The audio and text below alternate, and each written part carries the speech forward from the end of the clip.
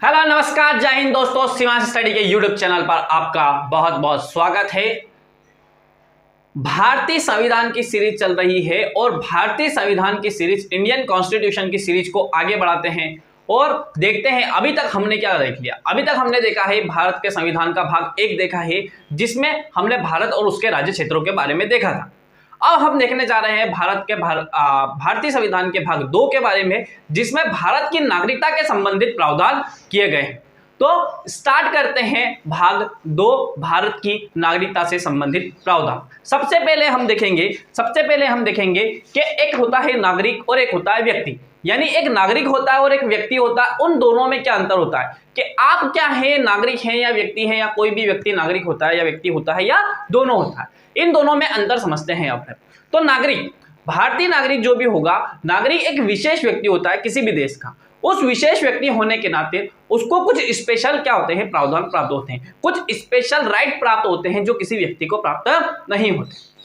तो व्यक्ति और नागरिक दोनों में अंतर देखते हैं। तो व्यक्ति वह नागरिक वह स्पेशल व्यक्ति होता है, वह विशिष्ट व्यक्ति होता है जिसको किसी भी देश के नागरिक होने के नाते कुछ स्पेशल राइट प्राप्त होते हैं, कुछ स्पेशल विशेष अधिकार प्राप्त होते हैं। जैसे उस देश का सबसे जो संवैधानिक पद होते हैं, उन संवैधानिक पदों के सर्वोच्च पदों पर पहुंच सकता है। जैसे भारत में देखें तो राष्ट्रपति बन सकता है, प्राइम मिनिस्टर बन सकता है, भारत के कोई सा भी कैबिनेट मिनिस्टर बन सकता है, किसी भी संघ सरकार या राज्य सरकार की नौकरी में रह सकता है, या भारत के संविधान से संबंधित कोई से भी पदों पर वो रह सकता है। लेकिन एक व्यक्ति इन सारे पदों पर नहीं रह सकता। ना वो भारत का राष्ट्रपति बन सकता है, ना प्रधानमंत्री बन सकता है, ना ही किसी भी राज्य सरकार या केंद्र सरकार की सेवाओं के अंतर्गत रह सकता है।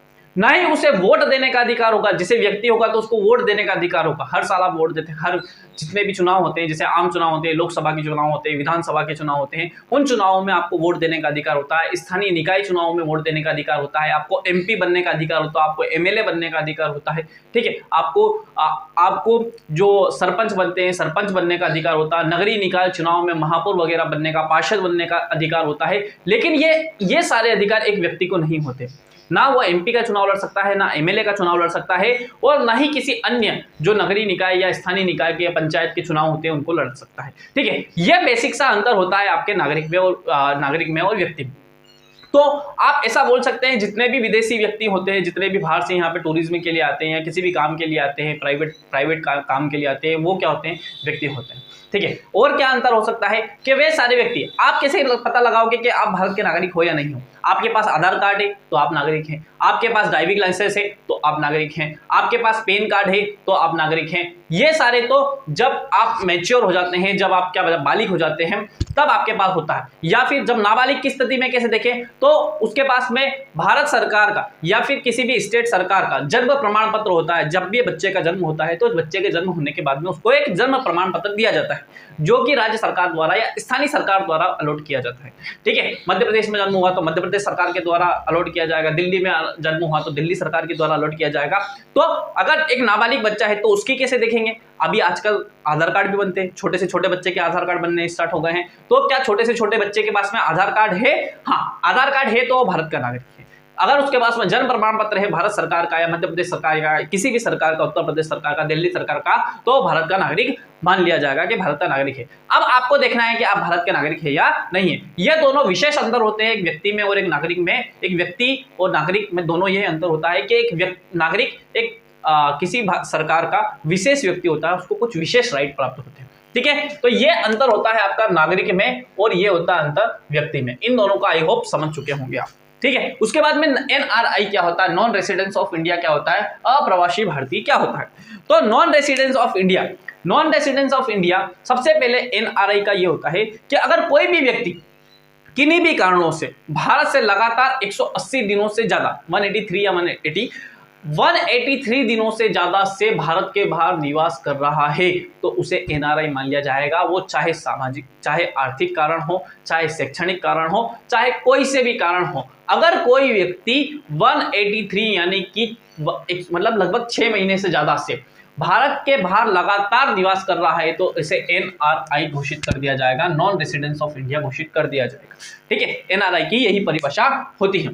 ठीक है, इसके पास में भारत की नागरिकता होती है, इसके पास में NRI के पास में भारत की नागरिकता होती है उसके अलावा एनआरआई के पास में क्या होता है, एनआरआई भारत का पासपोर्ट धारक होता है। मतलब उसके पास में अगर वो एक देश से दूसरे देश में यात्रा कर रहा है तो किस देश का पासपोर्ट लेके जाएगा, तो भारत का क्या लेके जाएगा, पासपोर्ट लेकर क्या करेगा, यात्राएं करेगा। मतलब जो एनआरआई होता है वो भारतीय नागरिक होता है, भारतीय पासपोर्ट धारक होता है, लेकिन वो किन्हीं कारणों से भारत से बाहर, किन्हीं भी कारणों से भारत से बाहर क्या कर रहा है, वो निवास कर रहा है 183 दिन से ज्यादा से। अब ये एनआरआई कभी कभी पर्सन ऑफ इंडियन ओरिजिन में भी परिवर्तित हो जाते हैं। आपने देखा होगा जैसे अपने कमला हैरिस वगैरह वो करते हैं कि वो भारतीय मूल की नागरिक है, पर्सन ऑफ इंडियन ओरिजिन है, लेकिन पर्सन ऑफ इंडियन ओरिजिन है, भारतीय मूल की है, लेकिन क्या है, वो कहां की है, अमेरिकी नागरिक है। यह आपने बहुत बार सुना होगा। सुनीता विलियम्स के बारे में सुना होगा कि भारतीय मूल की, लेकिन आपने क्या सुना होगा, अमेरिकी नागरिक। जैसे सुंदर पिचाई जी के बारे में सुना होगा कि भारतीय मूल के हैं लेकिन अमेरिकी नागरिक हैं। क्या होता है कि एनआरआई जो होते हैं, बहुत सारे लोग होते हैं काम धंधे के लिए किसी भी कारण से भारत के बाहर जाते हैं, लेकिन भारत के बाहर जाने के बाद में क्या किया उन्होंने कि वहाँ पे उन्होंने अच्छा अपना बिजनेस सेटअप कर लिया है, ठीक है, वहाँ पे उनका अच्छा व्यापार चलने लग गया, व्यवसाय चलने लग गया है, बिजनेस चलने लग गया है, या अच्छी नौकरी हो गई है, और उन्होंने ये सोच लिया है कि अब क्या करना चाहिए अपने को, अब यहीं पर ही सेटल हो जाना चाहिए। तो इसलिए क्या करते हैं, वहाँ के व्यक्ति क्या करते हैं, वहाँ की जो भी भारतीय व्यक्ति हैं, वो भारतीय व्यक्ति क्या करेंगे कि वहाँ की नागरिकता लेने के लिए वहाँ पर आवेदन देते हैं, और वहाँ पर उनको अगर नागरिकता मिल जाती है तो उनको बोल दिया जाता है पर्सन ऑफ इंडियन ओरिजिन। मतलब क्या क्या किया है कि सुंदर पिचाई जी का उदाहरण लेते हैं अपने। तो गूगल के सीईओ जो हैं सुंदर पिचाई जी, उन्होंने क्या किया, भारत के नागरिक थे, जन्म भारत में हुआ, ठीक है, उन्होंने एजुकेशन यहीं पे लिया, आईआईटी मद्रास, जहाँ तक मुझे नॉलेज है, हो सकता है गलत भी हो सकता है, भारत में जन्म हुआ, भारत में शैक्षणिक योग्यता करी, भारत में पढ़ाई लिखाई करी, लेकिन बाद में क्या किया, गूगल में कंपनी में काम करने अमेरिका चले गए, यूएसए चले गए, ठीक है, कैलिफोर्निया। वहाँ पे जाने के बाद में क्या किया उन्होंने, हो सकता है उनको वहाँ पर ज़्यादा ऑफर्स मिलने लग गए, ठीक है, ऑफर्स मिलने के साथ में उनकी बढ़ती गई, पोस्ट बढ़ती गई, और एक समय ऐसा आया कि उन्होंने क्या सोचा कि भारत में रहने से अच्छा, क्योंकि भारत में आना जाना नहीं हो रहा है, बहुत ही कम आना जाना हो रहा है, और क्या कर लिया जाए, अमेरिका में ही सेटल हो लिया जाए।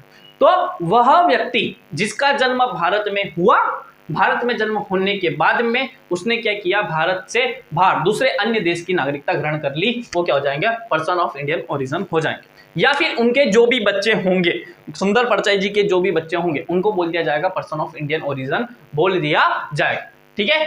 अगला क्या है, OCI, overseas citizenship of India. देखिए, इसमें जो भी व्यक्ति होता है, ये पासपोर्ट धारक विदेशी होता है, जैसे यूएसए की नागरिकता धारण कर ली है तो उसके पास में पासपोर्ट भी यूएसए का होगा, लेकिन एनआरआई में क्या होता है, एनआरआई में जो पासपोर्ट होता है वो भारत का होगा। ओसीआई में क्या होगा, ओवरसीज सिटीजनशिप ऑफ इंडिया।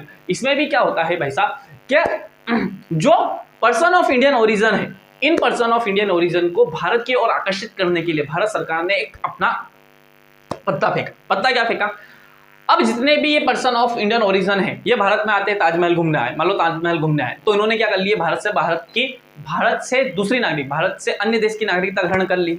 अब दूसरे देश की नागरिकता ग्रहण कर ली है तो आगरा के ताजमहल में घूमने गए साहब, ठीक है, दिल्ली के लाल किले में घूमने गए साहब, ठीक है, फिर आप कुतुब मीनार घूमने गए साहब, ठीक है, उसके बाद में आप और कहीं पे भी घूमने गए, ठीक है, मांडू घूमने गए आप, ठीक है, और कहीं पे भी आर्कियोलॉजिकल साइट पे आप घूमने जाते हैं, ठीक है, या किसी चिड़ियाघर में घूम गए, जिम कॉर्बेट नेशनल पार्क में घूमने गए, तो वहां पे जो टिकट लेना पड़ता है, वहां पे देखा होगा आपने, दो अलग अलग टिकट लिखे होते हैं, ठीक है, भारतीय लोगों के लिए 10 रुपए और दूसरे विदेशों के लिए 300 रुपए। कितने रुपए, 300 रुपए, कितना, 30 गुना ज्यादा, 30 गुना ज्यादा भाई साहब पैसे ले रहे हैं। किससे ले रहे हैं, पर्सन ऑफ इंडियन ओरिजिन से ले रहे हैं, मतलब विदेशी व्यक्ति से ले रहे हैं, जो भी भारत के नागरिक नहीं है उनसे ले रहे हैं, ठीक है, एक तो पर्सन ऑफ इंडियन ओरिजिन से भी ले रहे हैं, और एक फॉरेनर्स जितने भी आ रहे हैं जो मूलतः दूसरे देश के नागरिक हैं, उनसे भी क्या ले रहे हैं, अपने 300 रुपए ले रहे हैं, ठीक है। तो अब क्या कर रहा है भाई साहब, तो इतना सारा पैसा ले रहे हैं उनसे, जितने भी विदेश से घूमने आ रहे हैं, यहाँ पर भारत में घूमने आ रहे हैं, तो उनको अपने लूट रहे हैं, सरासर दिख रहा है। तो अब क्या हो रहा है कि भारत सरकार ने क्या किया है, भारत सरकार ने कुछ परिवर्तन किए, और जो पर्सन ऑफ इंडियन ओरिजिन है, in person of Indian origin के लिए क्या किया कि आप कभी ना कभी तो भारत के निवासी थे, अब चले गए तो कोई बात वाली बात नहीं है, अब वापस आप आ रहे हो घूमने, तो उनको ऐसा नहीं लगना चाहिए कि एज अ फॉरेनर ट्रीट किया जा रहा है, ठीक है, हम विदेशी की तौर पर नहीं देख रहे हैं उनको, हम तो भारतीय के तौर पे देख रहे हैं, ताकि आप वापस भारत में आओ, भारत में आके क्या करो, भारत में बिजनेस करो, भारत में नौकरियां करो, और भारत सरकार को इससे कमाई हो, भारत में नए नए स्टार्टअप बन सके। ठीक है, तो क्या किया भारत सरकार ने, इन OCI धारक को क्या किया, ओवरसीज सिटीजनशिप ऑफ इंडिया करके एक और सिटीजनशिप चलाई। और इसमें क्या बोल दिया भारत सरकार ने कि आप आओ भारत में, जो भी पर्सन ऑफ इंडियन ओरिजिन है भारत में आओ, और भारत में क्या करेंगे, आपके साथ में एज अ भारतीय ट्रीट किया जाएगा। मतलब ये 10 रुपए की टिकट आपको 10 रुपए में ही मिलेगी, 300 रुपए में नहीं मिलेगी। आपको कहीं पर भी, आप भारत के एक क्षेत्र से दूसरे क्षेत्र में, जैसे फॉरेनर आते हैं, फॉरेनर वृंदावन गए घूमने गए, मथुरा घूमने गए, ठीक है, उसके अलावा आप काशी विश्वनाथ घूमने गए, उज्जैन महाकालेश्वर घूमने आ गए, उधर रामनाथपुरम घूमने चले गए, उधर आप साउथ साइड में बहुत सारे नॉर्थ ईस्ट साइड में बहुत सारी जगह है, आप सिक्किम घूमने चले गए, मेघालय चले गए, ठीक है, तो घूमने गए, तो क्या हो रहा है साहब को, उनको अलग अलग जगह पे जा रहे हैं तो अलग अलग जगह उनको सूचित करना पड़ रहा है। जब वो ट्रेवलिंग का, जब वो भारत में टूरिज्म का वीज़ा लेकर आए हैं, टूरिज्म करने आए हैं भारत में, तो उनको बताना पड़ रहा है कि हम यहाँ पे जाएंगे, वहाँ जाएंगे, इस थाने क्षेत्र में जाएंगे, उस थाने क्षेत्र में जाएंगे, उस थाने क्षेत्र में जाएंगे, तो उनको बताना पड़ता है पहले से कि यहाँ जाएंगे। तो इनको क्या बोला है, OCI overseas citizenship of India को क्या बोल दिया गया है कि आपको इन सारी चीजों से मुक्ति, आपको बिल्कुल भी नहीं बताना पड़ेगा, आप कहीं पे भी घूमो भारत में, पर्सन ऑफ इंडियन ओरिजिन को बोल दिया है। फिर OCI को ये बोल दिया है कि आप भारत में कहीं पर भी आपके घूमो, सब आपको किसी भी तरह का रोका टोका नहीं जाएगा, ठीक है, आपसे भारत की तरह, भारतीय लोगों की तरह ट्रीट किया जाएगा आपको, और आपसे 300 रुपए की जगह हम 10 रुपए ही लेंगे। मतलब जो भी टिकट है एज अ फॉरेनर ट्रीट ना करके एज अ इंडियन ट्रीट करके हम क्या करेंगे, उनको इनसे कम पैसे लेंगे। ठीक है, तो उनकी जो भारत के प्रति जो देशभक्ति कभी छुपी हुई होगी तो वो वापस खुल के आ जाए और वो वापस भारत की नागरिकता ग्रहण कर ले, भारत की। और कभी भी भारत में किसी भी प्रकार का कोई क्राइसिस आता है तो भारत की मदद करने के लिए वो अग्रसर है। इसलिए भारत सरकार की एक योजना है OCI overseas citizenship of India. ठीक है, 3 चीजें समझ में आ गई, NRI समझ में आ गया, नॉन रेसिडेंट्स ऑफ इंडिया समझ में आ गया होगा, पर्सन ऑफ इंडियन ओरिजिन समझ में आ गया होगा, और OCI overseas citizenship of India समझ में आ गया होगा। व्यक्ति और नागरिक और व्यक्ति दोनों में जो अंतर होता है उन दोनों का अंतर भी समझ में आपको आ गया होगा, आई होप। ठीक है, फिर नागरिकता की विशेषताएं क्या होती है, तो कुछ नागरिकता की विशेषता होती है। देखो, भारत में जो नागरिकता का विषय है वो संघ सरकार का है, मतलब इसके संबंधित जो भी कानून बनाएगी वो संघ सरकार बनाएगी। ठीक है, तो संघ सरकार मतलब संसद के द्वारा इसके संबंध में कोई भी कानून बनाएगा, और संसद में भी गृह मंत्रालय इसके अधीन लेके आएगा। जैसे अभी CAA आया था, सिटीजन अमेंडमेंट एक्ट आया था, जैसे NRC आया था, ठीक है, तो सिटीजन अमेंडमेंट एक्ट जो आया था और NRC जो आया था, ये दोनों को कौन लेके आया था, गृह मंत्रालय के द्वारा लेकर आया गया है। तो ये संघ सूची का विषय है। सबसे बड़ी बात तो केंद्र सरकार का विषय है, राज्य सरकार इसमें कोई भी कानून नहीं बना सकती है। मतलब राज्य की कोई सी भी विधान, जैसे मध्य प्रदेश की विधानसभा कोई भी कानून नहीं बना सकती, यूपी की विधानसभा, कर्नाटक की विधानसभा, छत्तीसगढ़ की विधानसभा, राजस्थान की विधानसभा इससे संबंध में कोई भी कानून नहीं बना सकती है। कौन बनाएगा साहब कानून बनाएगा, तो संसद को केवल कानून बनाने का अधिकार होगा। ठीक है, तो ये जो विषय है, नागरिकता जो विषय है वो संघ सरकार का विषय है, पहली बात। दूसरी बात, इसका जो प्रावधान लिया गया वो ब्रिटेन के संविधान से लिया गया, ब्रिटिश संविधान से इसका प्रावधान लिया गया है, ना कि USA के संविधान से। देखो, USA में क्या होता है कि दोहरी नागरिकता का प्रावधान किया गया है। दोहरी नागरिकता का मतलब क्या होता है सर, USA की भी नागरिकता ले लेगा और कनाडा का भी नागरिकता ले लेगा, USA की नागरिकता भी ले लेगा और मेक्सिको भी नागरिकता ले लेगा? नहीं, बिल्कुल गलत है।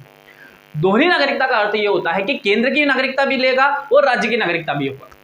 देखो, मैंने आपको जब फर्स्ट वीडियो दिखाया था, तो फर्स्ट वीडियो में अपने ने जब बताया था, तो फर्स्ट वीडियो में अपने ने क्या किया था, फर्स्ट वीडियो में अपने ने बोला था कि भारत क्या है, यूनियन ऑफ द स्टेट, क्या है, यूनियन ऑफ द स्टेट है भारत। ठीक है, और आपका जो अमेरिका है वो फेडरल ऑफ द स्टेट है, फेडरल ऑफ द स्टेट है। इन दोनों में अंतर भी बताया था मैंने कि भारत जो है विभाजित राज्यों का अविभाजित संघ है, लेकिन अमेरिका विभाजित राज्यों का विभाजित संघ। मतलब क्या है कि अमेरिका के जितने भी 50 स्टेट हैं वो 50 स्टेट एक समझौते के तहत क्या आए हैं, एक साथ में आए हैं। वो चाहे तो कोई सा भी स्टेट अलग हो सकता है, यूनाइटेड स्टेट से कभी भी अलग हो सकता है। मतलब कैलिफोर्निया अलग से चाहे कि मैं अलग से जाके एक देश बन जाऊं, उन सारे देशों का अलग अलग झंडा है, वहाँ के नागरिकों को अलग अलग राज्य की तरफ से अलग अलग विशेष प्रावधान दिए जाते हैं। ठीक है, और USA का नागरिक हमें होने के नाते उनको एक विशेष प्रावधान दिए जाते हैं। ठीक है, तो फेडरल ऑफ द स्टेट है और भारत है यूनियन ऑफ द स्टेट। क्या है, Bharat union of the state है भाई साहब। तो यूनियन ऑफ द स्टेट होने के नाते क्या बताया था मैंने कि भारत का मध्य प्रदेश अलग से चाहे तो ये नहीं बोल सकता कि मध्य प्रदेश अलग से एक देश हो जाएगा, उत्तर प्रदेश अलग से ये नहीं बोल सकता कि उत्तर प्रदेश अलग से देश हो जाएगा, केरल जाके अलग से ये नहीं बोल सकता कि अलग से मैं एक अलग से देश हूँ। ठीक है, तो ये प्रावधान किया गया। तो इन 50 जो राज्य हैं, इन 50 राज्यों की भी अलग अलग नागरिकता है। और यूएस से जो आपका सेंट्रल गवर्नमेंट है उसकी भी एक अलग नागरिकता है। तो दोहरी नागरिकता का यह अर्थ होता है कि स्टेट की अलग नागरिकता और सेंट्रल की अलग नागरिकता, दोनों की अलग अलग नागरिकता को बोलते हैं आपका दोहरी नागरिकता का प्रावधान बोलते हैं। तो अमेरिका में जो है वो दोहरी नागरिकता का प्रावधान है, लेकिन भारत में दोहरी नागरिकता का प्रावधान नहीं है। भारत में एकल नागरिकता का प्रावधान है। भारत के नागरिक हैं, जैसे मैं मध्य प्रदेश के इंदौर में रह रहा हूं, मान लो मैं मध्य प्रदेश में बेंगलोर में ले रहा हूं, कर्नाटक में मान लो, तो मैं निवासी कर्नाटक का हूं लेकिन मैं नागरिक भारत का हूं। ये बात ध्यान रखना आप, ठीक है।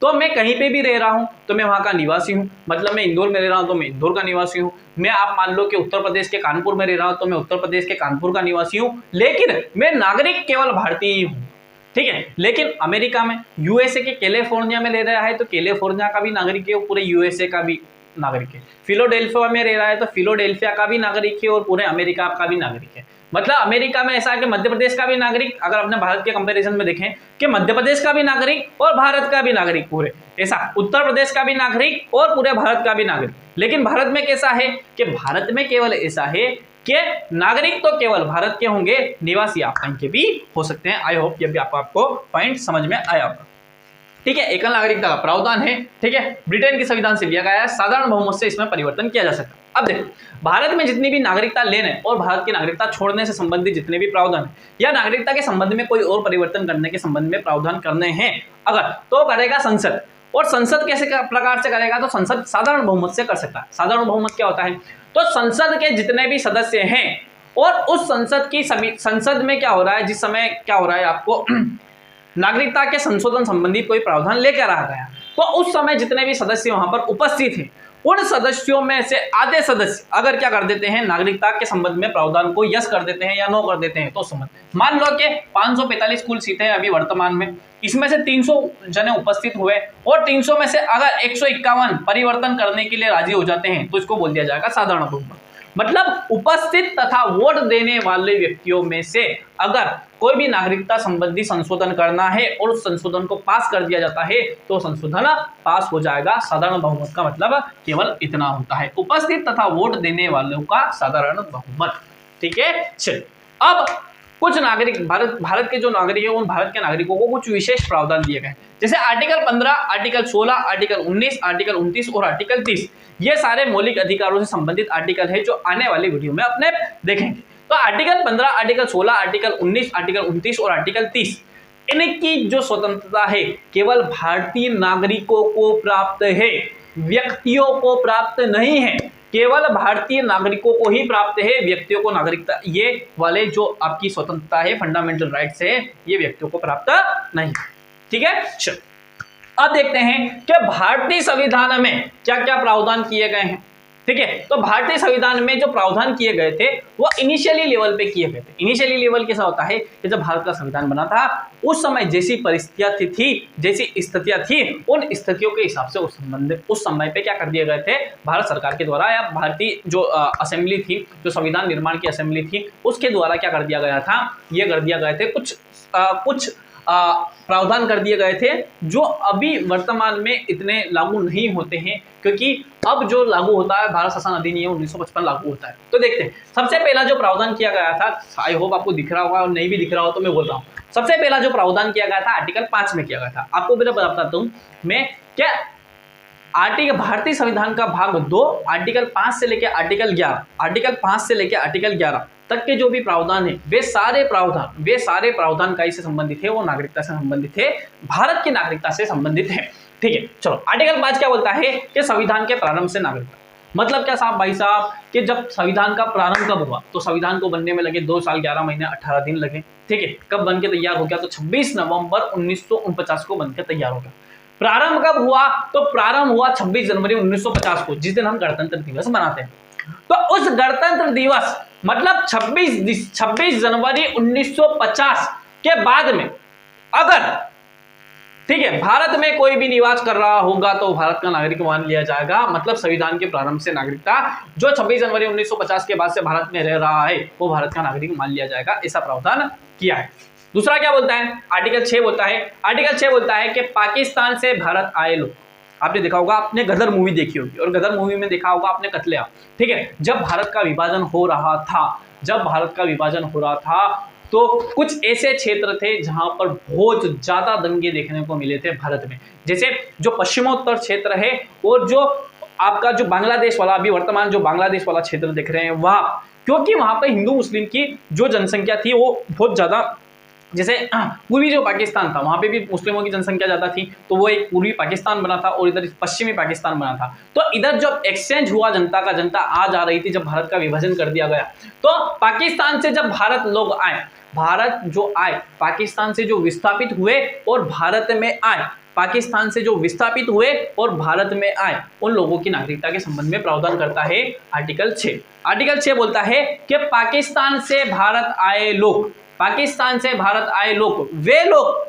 जो लोग क्या के भारत की अविभाजित भारत के नागरिक हो। मतलब क्या कि जब भारत का विभाजन नहीं हुआ था 1947 से पहले, और उस भारत में जितने भी व्यक्ति रह रहे हैं, वो व्यक्ति अगर पाकिस्तान से विस्थापित होकर भारत में आते हैं तो उनको भारत का नागरिक मान लिया जाएगा। उससे पहले उनको क्या करना पड़ेगा, उनको कुछ समय, लगभग उस समय 6 महीने का था, तो 6 महीने भारत में निवास करना पड़ेगा, फिर उनको भारत की नागरिकता मिल जाएगी। अगला क्या है, अगला आर्टिकल 7 क्या बोलता है? आर्टिकल 7 बोलता है भारत से पाकिस्तान गए।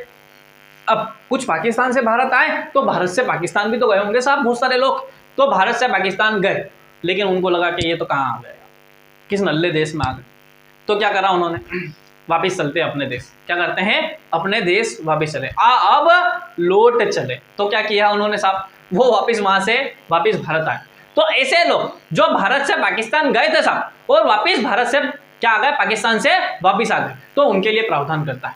तो भारत से पाकिस्तान गए और वापस लौट कर आ गए साहब, क्या अब लौट चले, तो अब लौट चले, भारत से पाकिस्तान गए और वापस लौट कर आ गए, उन लोगों के लिए प्रावधान करता है, उन व्यक्तियों के लिए प्रावधान करता है। आर्टिकल 8 क्या बोलता है, वे भारतीय, मतलब ये हुआ था साहब कि आपने देखा होगा कि भारत की जब आज़ादी हो रही थी, जब आपने अगर मॉडर्न हिस्ट्री पढ़ा होगा तो मॉडर्न हिस्ट्री में देखा होगा कि अलग अलग जगह से क्या कर रहे थे, बहुत सारे स्वतंत्रता सेनानी जुड़े हुए थे और भारत के बाहर भी वो संघर्ष कर रहे थे। बहुत सारे, कुछ ब्रिटेन में थे, कुछ यूएसए में थे, कुछ कनाडा में थे, कुछ जापान में थे, कुछ अलग अलग कंट्रियों में क्या कर रहे थे, भारत की स्वतंत्रता संग्राम में हिस्सा ले रहे थे, अपनी अपनी तरीके से हिस्सा ले रहे थे। ठीक है, तो क्या किया था कि वे भी भारतीय थे, हो सकता है किन्हीं कारणों से वो भारत से बाहर चले गए हो उस समय, ठीक है, और भारत से ही वो क्या कर रहे हैं, भारत की स्वतंत्रता में हिस्सा ले रहे हैं। तो वे सारे लोग जिनकी संतान भारत से बाहर क्या कर रही है, भारत के बाहर निवास कर रहे हैं, वे भारतीय तथा उनकी संतानें जो भारत के बाहर निवास कर रही हैं, वो भारत के नागरिक मान लिए जाएंगे अगर भारत की आज़ादी के समय या 26 जनवरी 1950 के समय, मतलब भारत का जब गणतंत्र संविधान लागू हुआ तब वह भारत के भारतीय नागरिकों से प्राप्त हुई है। अगर मैं मान लो उस समय होता और मैं मान लो जापान में जाके क्या कर रहा होता, जापान में जाके स्वतंत्रता संग्राम चला रहा था और 1950 से 1952 का दौर था और मैं क्या कर रहा था, जापान में निवास करता और मेरे बच्चे होते, तो मेरे बच्चे भारत के नागरिक होंगे कि नहीं होंगे, क्योंकि मैं भारत का नागरिक था उस समय, इसलिए मेरे बच्चे भी भारत के नागरिक होंगे। ठीक है, अगला क्या आता है, किसी अन्य देश की नागरिकता लेने पर भारत की नागरिकता अंत। देखो 5 से लेकर 8 तक बोलता है कि क्या कैसे नागरिकता ली जाएगी उस समय, और 9 में क्या बोलता है कि नागरिकता नो नागरिकता मतलब नागरिकता का समाप्त हो जाना। क्या बोलता है कि अगर कोई व्यक्ति किसी अन्य देश की नागरिकता ग्रहण कर लेता है तो क्या कर लिया जाएगा, उसकी नागरिकता का अंत हो जाएगा। यह आर्टिकल 9 बोलता है। आर्टिकल 10 बोलता है नागरिकता का बना रहना, मतलब नागरिकता के बने रहने से संबंधित प्रावधान करता है। आर्टिकल 11 क्या बोलता है, आर्टिकल 11 इंपॉर्टेंट हो जाता है। आर्टिकल 11 यह बोलता है कि संसद को यह शक्ति दी गई है कि नागरिकता के अर्जन यानी नागरिकता के लेने और नागरिकता के समाप्त करने से संबंधित क्या कर सकता है, प्रावधान कर सकता है। आर्टिकल 11, तो संसद को यह शक्ति प्राप्त है भाई साहब, किसको शक्ति प्राप्त है, संसद को प्राप्त है, ना कि राज्य विधानमंडलों को। राज्य विधानमंडलों को इसमें किसी भी प्रकार की कोई भी शक्ति प्राप्त नहीं है। संसद द्वारा नागरिकता संबंधी कानून को बनाना संसद द्वारा नागरिकता संबंधी कानून को बनाना, मतलब नागरिकता ग्रहण करने और नागरिकता त्याग देने संबंधी। अब जो ये प्रावधान किए गए थे आर्टिकल 5 से लेकर आर्टिकल 11 तक, तो ये सारे प्रावधान जो किए गए थे ना, ये उस समय की जो परिस्थितियां थी, उस समय की परिस्थितियों के हिसाब से किए गए थे। अब क्या हुआ कि आने वाले समय में कुछ परिस्थितियां परिवर्तित हुई और यह प्रावधान दे दिया गया था कि संसद क्या कर सकती है, इस संबंध में प्रावधान कर सकती है। तो संसद ने एक प्रावधान किया और संसद ने एक बनाया भारत शासन अधिनियम 1900, भारत नागरिकता अधिनियम। क्या बनाया? भारतीय नागरिकता अधिनियम 1955 बनाया था। भारतीय नागरिकता अधिनियम 1955 बनाया और इसमें कुछ प्रावधान किए, और इसमें जो प्रावधान किए वो 5 तरीके के प्रावधान किए। कितने तरीके के? नागरिकता को लेने से 5 और नागरिकता छोड़ने के 3। तो नागरिकता को लेने संबंधित 5 प्रावधान किए और नागरिकता को छोड़ देने संबंधित 3 प्रावधान किए। क्या क्या प्रावधान थे? तो जन्म से नागरिकता, वंश एवं परंपरा से नागरिकता, पंजीकरण से नागरिकता, प्राकृतिकरण या देशीकरण से नागरिकता, या क्षेत्र समृद्धि के द्वारा नागरिकता। एक एक करके समझते हैं। तो जन्म से नागरिकता, जन्म से कैसे नागरिकता? अगर किसी भी व्यक्ति का जन्म 26 जनवरी 1950 के बाद में हुआ है और उस समय उस व्यक्ति के माता या पिता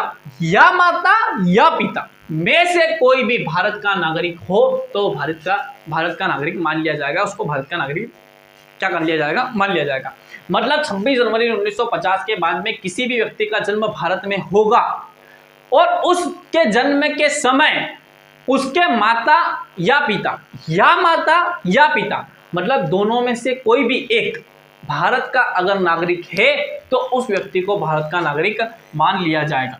अब इसमें क्या लफड़ा आया? इसमें लफड़ा आया क्या कि भारत के बाहर से बहुत सारे व्यक्ति यहाँ पे घूमने आते हैं और उनका बच्चे का जन्म भारत में हो जाए।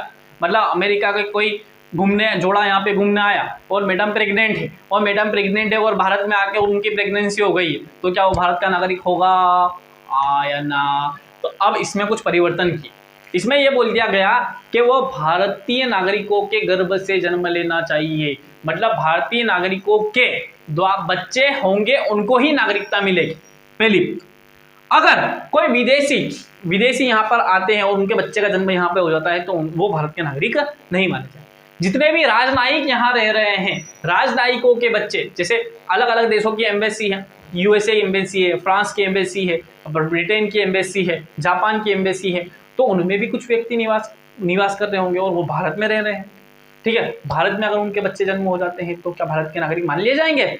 नहीं माने जाएंगे। इसमें आपको ये ध्यान रखना है कि वो भारतीय नागरिक ही होना चाहिए जिसका जन्म भारत में हो रहा है। मतलब वो भारतीय नागरिक का ही बच्चा होना चाहिए तो भारत का नागरिक माना जाएगा बच्चा, नहीं तो नहीं माना जाएगा। ठीक है, अगला पॉइंट है वंश एवं परंपरा से। वंश एवं परंपरा से जन्म। ठीक है, अब दूसरे लोग यहाँ थोड़ी ना घूमना है, अपने भी घूमने जा रहे हैं साहब भाई साहब। तो अपने घूमने गए कहाँ पे? आप लंदन घूमने गए, आप पेरिस घूमने गए, आप दुबई घूमने गए, ठीक है, आप वाशिंगटन घूमने गए, आप न्यूयॉर्क घूमने गए, कहीं पे भी घूमने गए और वहाँ पे आपकी मैडम को लेके गए, प्रेग्नेंट मैडम को लेके गए और वहाँ पे जाके उन्होंने बेबी को जन्म दे दिया। तो साहब आपने तो बोला था कि भारत में जन्म लेना चाहिए, हमारे बच्चे ने तो भारत में जन्म ही नहीं लिया, अब क्या करेंगे? तो अब क्या करेंगे साहब? तो वो भी भारत का नागरिक माना जाएगा। कैसे माना जाएगा? वंश या परंपरा के माध्यम से अगर कोई भी व्यक्ति जो भारत का नागरिक है और वो भारत के बाहर कहीं पर निवास कर रहा है किन्हीं भी कारणों से या गया हुआ है और वहां पर उसके बच्चे का जन्म हो जाता है तो वह भी भारत का नागरिक मान लिया जाएगा। कैसे मान लिया जाएगा? वंश या परंपरा के आधार पर उसको भारत का नागरिक मान लिया जाएगा। लेकिन क्या करना पड़ेगा भाई साहब? आपको पंजीकरण कराना पड़ेगा, भारतीय दूतावास में जाकर आपको बताना पड़ेगा भाई साहब कि मेरे बच्चा हो गया है, तो मेरे बच्चा हुआ है तो इसका क्या करो पंजीकरण करो। जैसे अभी बच्चा होता है किसी का भी तो आपको क्या करना पड़ता है? नगर निगम में जाके आपको क्या करना पड़ता है? वहां पर आपको पंजीकरण कराना पड़ता है, जन्म प्रमाण पत्र बनवाना पड़ता है सब। तो उसी प्रकार से अगर भारत के बाहर जन्म हुआ है तो क्या करना पड़ेगा आपको ये करना पड़ेगा कि एम्बेसी में जाके बताना पड़ेगा कि मेरे ये बच्चा हुआ है, इसका जन्म प्रमाण पत्र बनाओ, इसको भारत की नागरिकता दिलवानी। आधार कार्ड कैसे बनेगा? नहीं तो इसका। ठीक है, तो ये वंश एवं परंपरा के माध्यम से नागरिकता। अगली क्या है? पंजीकरण के माध्यम से नागरिकता। पंजीकरण के माध्यम से नागरिकता, देखो पंजीकरण के माध्यम से नागरिकता, ये नागरिकता के प्रावधान, ये जो दो नागरिकता के प्रावधान थे भारतीय के लिए। अब अगर किसी विदेशी व्यक्ति को भी भारत की नागरिकता लेनी है, ठीक है, भारत में आए, इस्कॉन हरे रामा हरे कृष्णा कृष्णा कृष्णा हरे हरे, ठीक है, सनातन धर्म बड़ी प्रगति से बढ़ रहा है, तो मान लो कोई व्यक्ति को इतना जम गया कि नहीं अब मेरे को भारत में ही रहना, ठीक है, भारत में ही वृंदावन में रहूंगी मैं या रहूंगा मैं, या फिर मैं क्या रहूंगी मथुरा में रहूंगा या रहूंगी, या फिर अयोध्या में रहूंगा या रहूंगी, ठीक है, कहीं पे रहूंगा या रहूंगी, तो क्या करना है भाई साहब, अब उसको भारत की नागरिकता लेनी है, और भारत की नागरिकता लेनी है। भारत से बाहर गया, कोई एनआरआई था, पीओआई बन गया, मतलब पर्सन ऑफ इंडियन ओरिजिन बन गया, अब उसको भारत की नागरिकता लेनी है, तो क्या करना पड़ेगा भाई साहब, तो इसमें कुछ प्रावधान किए गए। कोई भी व्यक्ति अगर भारत की नागरिकता लेना चाहता है पंजीकरण के माध्यम से, तो पंजीकरण के माध्यम से अगर नागरिकता लेना चाहता है तो आपको क्या करना पड़ेगा, आपको सबसे पहले भारत में 7 साल तक निवास करना पड़ेगा, ठीक है। वो 7 साल जब आपको पूरे हो जाएंगे, तो 7 साल पूरे हो जाने के बाद में आपको एक क्या करना पड़ेगा, एक आवेदन देना पड़ेगा, एक पंजीकरण प्रमाण पत्र, पंजीकरण प्राप्त करना पड़ेगा आपको, और आप भारत के नागरिक बन सकते हैं। कौन कौन बन सकते हैं? पर्सन ऑफ इंडियन ओरिजिन बन सकते हैं, मतलब इस पंजीकरण के माध्यम से कौन कौन नागरिकता ले सकता है, तो पर्सन ऑफ इंडियन ओरिजिन मतलब भारतीय मूल के नागरिक क्या कर सकते हैं, पंजीकरण के माध्यम से नागरिकता ले सकते हैं। कॉमनवेल्थ कंट्रीज के जो नेशन के जो देश हैं, कॉमनवेल्थ कंट्री राष्ट्रमंडल देशों के जो नागरिक हैं वो किस माध्यम से ले सकते हैं, पंजीकरण के माध्यम से नागरिकता ले सकते हैं। मतलब पर्सन ऑफ इंडियन ओरिजिन ले सकता है, Commonwealth, person of Indian origin तो आपको समझा दिया है मैंने, कॉमनवेल्थ कंट्री समझा देते हैं। तो राष्ट्रमंडल देश वे देश होते हैं जिसने आज तक, ब्रिटेन ने क्या किया है कि अलग अलग जगह पे देश में बहुत सारी अलग जगह अलग अलग कॉलोनीज बनाई थी, बहुत सारे देशों को क्या किया था उसने, गुलाम किया था। तो वे सारे गुलाम देश, वे सारे गुलाम देश जो ब्रिटिश के कभी ना कभी अधीन रहे हैं, मतलब ब्रिटेन ने कभी ना कभी उस पर शासन किया और उन शासन देश को अब क्या कर दिया उसने, स्वतंत्र कर दिया। तो वे सारे देश कभी ना कभी जो ब्रिटेन के गुलाम रहे हैं, वे देश अब क्या कहलाते हैं, कॉमनवेल्थ नेशन कंट्रीज कहलाते हैं, मतलब राष्ट्रमंडल के देश कहलाते हैं। अब ये राष्ट्रमंडल वाले देश वालों को और पर्सन ऑफ इंडियन ओरिजिन अगर नागरिकता लेनी हो तो पंजीकरण के माध्यम से ले सकता है, ठीक है।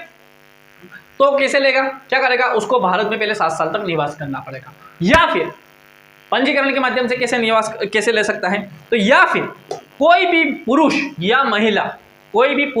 या महिला जो भारतीय व्यक्तियों से शादी करेगा या करेगी, अगर कोई भी पुरुष या महिला भारतीय व्यक्तियों से शादी करता है या करती है, जैसे सोनिया गांधी जी का उदाहरण देखते हैं। सोनिया गांधी जी ने क्या किया कि राजीव गांधी जी से, इटली की निवासी थी, इटली की नागरिक थी, तो इटली की नागरिक होने के बाद में क्या करा उन्होंने, राजीव गांधी जी से शादी करी। सो राजीव गांधी जी से शादी करने के बाद में क्या कर गई, वो भारत आ गई। तो काय के माध्यम से, बाय मैरिज, मतलब भारतीय व्यक्ति से उन्होंने शादी कर ली, तो भारतीय नागरिक से शादी करने के बाद में क्या बन गई, वो भारतीय बन, ठीक है। जैसे आप देखो, अगर और भी कोई व्यक्ति हो, ठीक है, और भी कोई व्यक्ति ऐसा हो जो क्या करे, भारत के किसी नागरिक से शादी कर लेगा, तो वो भारत का नागरिक मान लिया जाएगा। किस माध्यम से मान लिया जाएगा, पंजीकरण के माध्यम से मान लिया जाएगा, ठीक है। अगला पॉइंट है हमारा प्राकृतिक या देशीकरण से माध्यम नागरिकता। अगर जैसे पीआईओ को तो मिल गई, इससे कॉमनवेल्थ नेशन वालों को मिल गई, अब किसी अफ्रीकी देश को लेना है, क्या करना है, किसी आप मान लो किसी फ्रांस वाले को लेना है, फ्रांस वाले को लेना है, कनाडा वाले को लेना है, नहीं कनाडा, आप फ्रांस वाले को लेना है, आप किसी और यूरोपीय कंट्री को लेना है, तो क्या कराया जाएगा, आप सब क्या करें, तो उनको दूसरी तरीके से नागरिकता मिलेगी, उनको प्राकृतिककरण से या देशीकरण के माध्यम से नागरिकता मिलेगी। इस देशीकरण के माध्यम से नागरिकता लेने के लिए कुछ प्रावधान दिए गए। क्या प्रावधान किए गए हैं कि सबसे पहले तो उसको 11 साल तक भारत में निवास करना पड़ेगा। देखो वहां पर पंजीकरण में 7 साल तक है, इसमें 11 साल तक है, इसमें 11 साल तक भारत में निवास करना पड़ेगा, और इसमें 11 साल तक, इसमें 11 साल तक, और इसमें 7 साल तक, ठीक है। चलो अब 11 साल तक पहले उसको भारत में निवास करना पड़ेगा, ठीक है। फिर दूसरी बात कि उसी देश के व्यक्ति को भारत की नागरिकता मिलेगी देशीकरण के माध्यम से, जो भारतीय नागरिकों को उस देश, जैसे मान लो कि किसी फ्रांस के व्यक्ति को भारत की नागरिकता का लेनी है देशीकरण के माध्यम से। अब देशीकरण के माध्यम से लेनी है तो भारतीय व्यक्तियों को भी फ्रांस की नागरिकता लेने के लिए देशीकरण का प्रावधान रखता हो, तो भारत की क्या मिलेगी, उसको देशीकरण के माध्यम से नागरिकता मिलेगी। तो उसी देश को देशीकरण के माध्यम से नागरिकता मिल सकती है जो भारत के लोगों को देशीकरण के माध्यम से नागरिकता देने का प्रावधान करता है। दूसरा पॉइंट क्या बोलता है, क्या उसे अपने देश की नागरिकता छोड़नी पड़ेगी। क्या करनी पड़ेगी, उसे अपने देश की नागरिकता छोड़नी पड़ेगी। मान लो रशिया का कोई व्यक्ति भारत की नागरिकता लेना चाहता है और नागरिकता ले रहा है, तो उसको क्या करना पड़ेगा, भारत की नागरिकता लेते ही उसको वहां की रशिया की नागरिकता छोड़नी पड़ेगी। ठीक है, और उसे 8वीं अनुसूची में 22 भाषाओं के बारे में वर्णन किया गया है। ठीक है, उन 22 भाषाओं में आपका पड़ जाता है कश्मीरी, सिंधी, पंजाबी, फिर आपका पड़ता है हिंदी, असमी, उड़ीसी, आपका उड़ीसी पड़ता है। फिर नीचे अगर आप जाओगे तेलुगु, तमिल पड़ता है, कन्नड़ पड़ता है, मलयालम पड़ता है, मलयालम, कन्नड़, मराठी, गुजराती, सिंधी, पंजाबी, फिर आपका पड़ता है नेपाली, डोगरी, बोंडो, ठीक है, BDMS, मैथिली, संताली। ठीक है, ये सारी अगर भाषाएं आती हैं उसको, तो अगर 22 भाषाओं में से संस्कृत, उर्दू, अगर ये सारी भाषाओं में से अगर कोई सी भी भाषाएं आती है उसको, तो क्या कर लेगा, उसको भारत की नागरिकता मिल जाएगी। या फिर इन सारी चीजों को भी छोड़ दिया जा सकता है, इन सारी चीजों को छोड़ दिया जाएगा। अगर कैसे छोड़ दिया जाएगा, अगर वह व्यक्ति, उस व्यक्ति ने कला के क्षेत्र में, विज्ञान के क्षेत्र में, समाज सेवा के क्षेत्र में, साहित्य के क्षेत्र में, शांति के क्षेत्र में कुछ विशेष कार्य किया है, उसके जीवन में कुछ विशेष उपलब्धियां हासिल की है, तो उस विशेष उपलब्धि के बदले में उसको क्या कर दी जाएगी, भारत की नागरिकता मिल जाएगी। ये सारे प्रावधान उसको फॉलो नहीं करने पड़ेंगे। ठीक है, चलो अगला पॉइंट है हमारा क्षेत्र संविष्टि के द्वारा। क्षेत्र संविष्टि के बाद द्वारा कैसे नागरिकता मिलेगी। मान लो कि भारत में कोई और अन्य देश आके सम्मिलित हो जाता है, तो वहां के नागरिक कहाँ जाएंगे, वहां के लोग कहाँ जाएंगे, वहां के लोग कहाँ जाएंगे, वो भी भारत के नागरिक मान लिए जाएंगे। जैसे 1962 तक गोवा भारत का हिस्सा नहीं था, मतलब पुर्तगालियों का हिस्सा था, पुर्तगालियों ने वहां पे कब्जा कर रखा था। 1975 तक जो सिक्किम है, वो सिक्किम पर राजा चोग्याल की रियासत थी। तो अब जब सिक्किम भारत में सम्मिलित हुआ 1975 में, गोवा सम्मिलित हुआ 1962 में, तब जब ये दोनों सम्मिलित हुए भारत में, तो क्षेत्र संविष्टि हो गया, भारत के क्षेत्र का विस्तार हो, भारत के क्षेत्र का विस्तार हो गया, तो भारत वहां के नागरिक भी अपने यहाँ के नागरिक बन गए। तो वे सारे क्षेत्र जो भारत में सम्मिलित हो जाएंगे, वहां के जितने भी व्यक्ति होंगे वो भारत के नागरिक मान लिए जाएंगे। क्लियर है। ठीक है, मान लो कल से बोलता है सिक्किम, नेपाल बोलता है कि भारत में अब हम भारत में सम्मिलित होना चाहते हैं, या भूटान बोलता है मोस्ट प्रोबेबली कि भूटान बोल देता है कि नहीं, अब हमको खाली रक्षा संचार से मतलब नहीं, रक्षा संचार और विदेश से मतलब नहीं, अब पूरा भारत में सम्मिलित, पूरा बिल्कुल भारत में ही जाना है। तो अब क्या होगा भाई साहब, तो उस भूटान के जितने भी लोग हैं वो भूटानी नहीं, अब वो इंडियन कहलाएंगे, वो भारत के नागरिक बन जाएंगे। ठीक है, ये तो थे 5 तरीके भारत की नागरिकता को ग्रहण करने के। ठीक है, अब नागरिकता को छोड़ना, नागरिकता को कैसे त्याग करना है, तो नागरिकता को त्याग करने के 3 तरीके। सबसे पहला स्वैच्छिक नागरिकता त्याग है कि नहीं, मेरे को भारत का नागरिक नहीं रहना है, तो भारत का नागरिक नहीं रहना है तो भारत का नागरिक नहीं मान लिया जाएगा। मतलब भारत का नागरिक ऐसा पूरा उसको बोलना पड़ेगा, दिखाना पड़ेगा कागजों में, ऐसे भी नहीं कि मैं बोल देता हूँ कि भारत का नागरिक नहीं हूँ आज से, तो ऐसा नहीं मान लिया जाएगा। तो अगर कोई भी व्यक्ति क्या करता है कि अपनी नागरिकता का स्वैच्छिक से त्याग कर देता है, स्वेच्छा से अपनी नागरिकता का त्याग कर लेता है, तो भारत का नागरिक नहीं माना जाएगा। लेकिन उसका जो नाबालिग बच्चा है, जो 18 साल से कम का है, नन्ना मुन्ना है, उसकी नागरिकता नहीं जाएगी। उसको ये तय करना पड़ेगा जब वो 18 साल का हो जाएगा कि मेरे को भारत का नागरिक रहना है या नहीं रहना है। तो स्वेच्छता से जब नागरिकता त्याग करते हैं तो केवल उन व्यक्तियों की जाएगी, उसके नाबालिग बच्चे की नागरिकता नहीं जाएगी। दूसरा पॉइंट बोलता है बर्खास्तगी के द्वारा। बर्खास्तगी के द्वारा अगर मान लो कोई व्यक्ति किसी अन्य देश की नागरिकता ग्रहण कर लेता है तो उसको भारत की नागरिकता से बर्खास्त कर दिया जाएगा। बर्खास्त कर दिया जाएगा। क्या कर दिया जाएगा, भगा दिया जाएगा उसको भारत की नागरिकता से। ठीक है, तो उसकी नागरिकता बर्खास्त की द्वारा। तीसरा है वंचित कर देने से। कैसे वंचित कर देंगे भाई साहब, वंचित क्यों कर रहे हैं, कुछ न कुछ कांड किए होंगे तभी आपको वंचित किया जा रहा है। तो क्या क्या कांड किए होंगे। कांड नंबर 1, क्या कांड किया है आपने, यदि भारत किसी अन्य देश से युद्ध में उलझा हुआ है और उस युद्ध के दौरान आपने दुश्मन देश का साथ दिया है, तो क्या कर दी जाएगी, आपकी नागरिकता खत्म, वंचित कर देंगे आपकी नागरिकता वंचित कर दी जाएगी। पहला पॉइंट।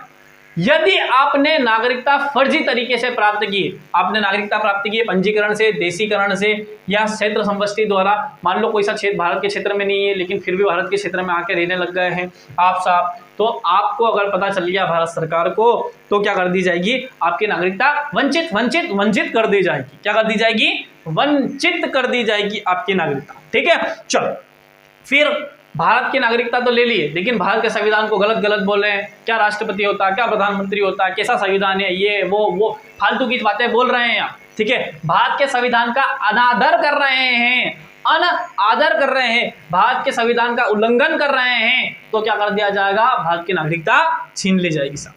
ठीक है, फिर भारत की नागरिकता तो प्राप्त कर ली आपने, नागरिकता प्राप्त करने के बाद में 7 सालों के अंदर, कितने सालों के अंदर, 7 वर्षों के अंदर, सॉरी 5 वर्षों के अंदर, कितने वर्षों के अंदर, 5 वर्षों के, इन 5 वर्षों में से 2 वर्ष जेल में बिताए, 2 वर्ष जेल में बिताए, मतलब जेल की सलाखों के पीछे बिताए हैं आपने, तो क्या हो जाएगा, आपकी नागरिकता वंचित हो जाएगी। क्या हो जाएगी, आपकी नागरिकता वंचित हो जाएगी साहब। ठीक है, नागरिकता वंचित मतलब नागरिकता प्राप्त करने के बाद में 5 सालों में से 2 साल आपने अगर जेल में बिताए हैं मस्ती से, तो आपकी नागरिकता खत्म। ठीक है, अब एक और लास्ट पॉइंट बचा हुआ है कि अगर आप सब भारत के नागरिक हैं और लगातार 7 वर्षों से भारत के बाहर कहीं निवास कर रहे हैं, भारत के बाहर किसी अन्य देश में निवास कर रहे हैं, तो आपकी नागरिकता समाप्त, आपकी नागरिकता क्या हो जाएगी, समाप्त हो जाएगी। 7 वर्षों तक भारत से किसी अन्य देश में निवास कर रहे हैं तो नागरिकता समाप्त। फिर से एक बार बता देता हूं, अगर नागरिकता फर्जी तरीके से ग्रहण की है, अगर 7 वर्षों से लगातार भारत के बाहर निवास कर रहे हैं, नागरिकता लेने के 5 साल के अंदर 2 साल से जेल में हैं और भारत के संविधान का अनादर कर रहे हैं, तो आपकी नागरिकता समाप्त हो जाएगी और ये वीडियो भी समाप्त हो रहा है। ठीक है, ये पूरा जो था ये भारत का नागरिकता के संबंध में प्रावधान किए गए थे। भारत की नागरिकता के संविधान में अंतर्गत क्या क्या प्रावधान किए गए हैं, भारत नागरिकता अधिनियम में क्या क्या प्रावधान किए गए हैं, वो सारा अपने ने डिटेल में देखा है। व्यक्ति क्या होता है, नागरिक क्या होता है, एनआरआई क्या होता है, पर्सन ऑफ इंडियन ओरिजिन क्या होता है, ओसीआई क्या होता है, भारत की नागरिकता की विशेषता क्या है, आर्टिकल 5 से लेकर आर्टिकल 11 तक क्या क्या प्रावधान किए गए हैं। भारत नागरिकता अधिनियम 1955 के अंतर्गत 5 तरीके से नागरिकता ग्रहण की जा सकती है और 3 तरीके से नागरिकता को त्याग किया जा सकता है। यह सारा हो जाता है कंप्लीट, भारत की नागरिकता का पाठ भाग 2 समाप्त हो जाता है आपका। ठीक है, आपको आई होप समझ में आया होगा। ठीक है, अगर समझ में आया है तो लाइक कीजिए, नहीं समझ में आया तो डिसलाइक कीजिए, फिर शेयर कीजिए और सब्सक्राइब भी कीजिए। क्या कीजिए, सब्सक्राइब कर दीजिए हमारे चैनल को। ठीक है, इससे ही ऐसे ही इंटरेस्टिंग वीडियो पाने के लिए बहुत बहुत धन्यवाद, शुक्रिया, थैंक यू।